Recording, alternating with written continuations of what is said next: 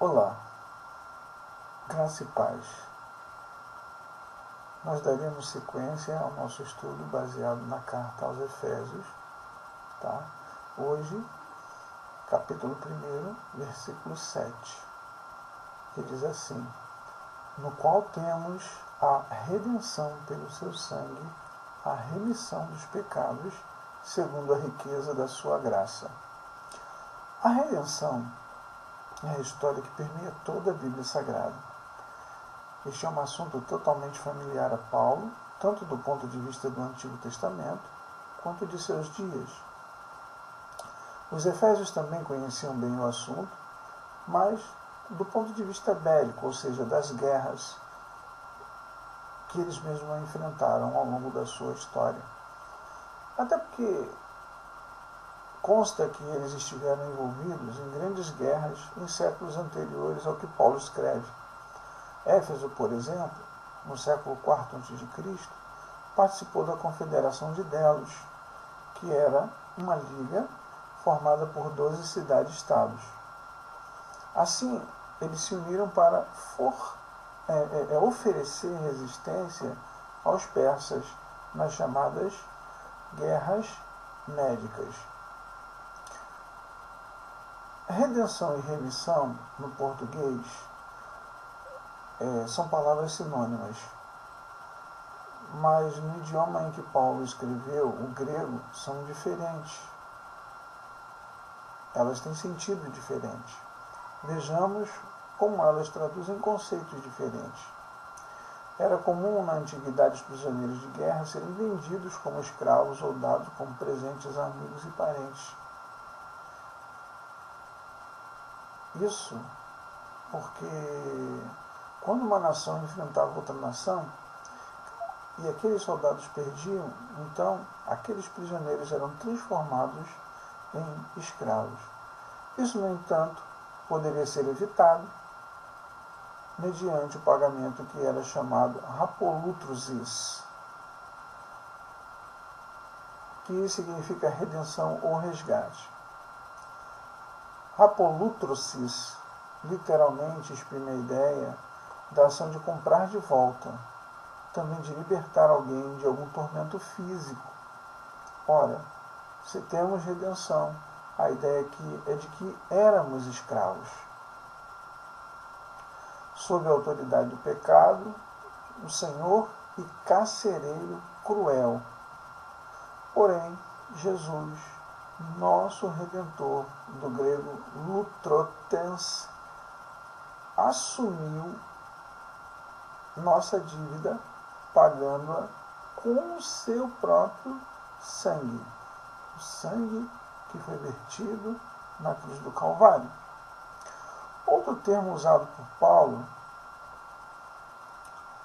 quando diz a remissão de pecados, é áfesis, que significa livramento da prisão ou da escravidão. Isso significa que não apenas fomos perdoados da grande dívida, mas libertos da prisão do pecado.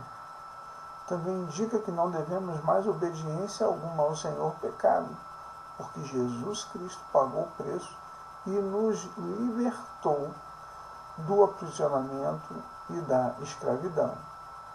Ou seja, vocês vejam que redenção e remissão, uma indica a libertação de uma condição de escravo e a outra das ofensas.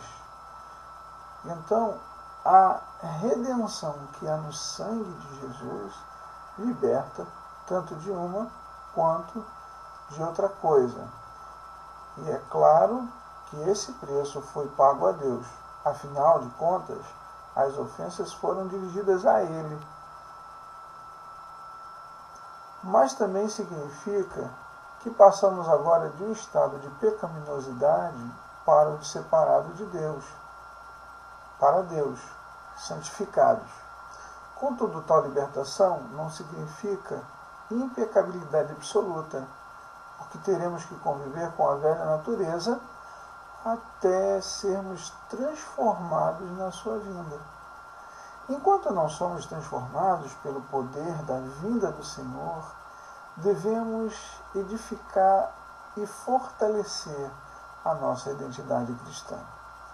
Tal fortalecimento requer que conheçamos o que aconteceu conosco quando aceitamos o Senhor Jesus Cristo e nos arrependemos e confessamos os nossos pecados. Os convertidos efésios experimentaram isso maravilhosamente. Em Atos 19, 18 diz o seguinte: e muitos dos que tinham crido vinham confessando publicamente os seus feitos.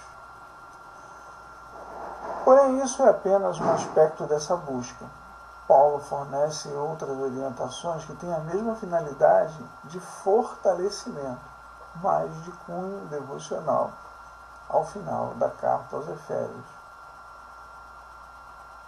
É bom que reconheçamos isso. Jesus Cristo pagou o preço necessário para termos uma vida completamente livre e feliz. Ele tanto derramou o seu sangue para a nossa libertação, quanto nos liberou para vivermos essa liberdade maravilhosa. Entretanto, se algo pecaminoso persiste na vida particular nossa ou de alguém, devemos lembrar que a falha é sempre nossa. Outra coisa é que devemos buscar ajuda com pessoas mais maduras e de confiança que possam nos ajudar a alcançar libertação. Porque há casos que nós precisaremos de ajuda, dependeremos de alguém ou algumas pessoas dentro do corpo de Cristo para nos ajudar. Entretanto, nós mesmos devemos usar a autoridade contra o mal a nós ortogada. Nenhuma condenação há para os remidos pelo sangue do Senhor, segundo a riqueza de sua graça. Vejo, eu me maravilho a forma como ele termina esse versículo, segundo a riqueza da sua graça. A sensação que eu tenho é que Paulo, quando estava escrevendo, parecia que ele tinha mergulhado no rio da graça. Na verdade, ele tinha mergulhado, sua pena estava mergulhada no rio de graça enquanto escrevia maravilhosamente. Então, nós fomos redimidos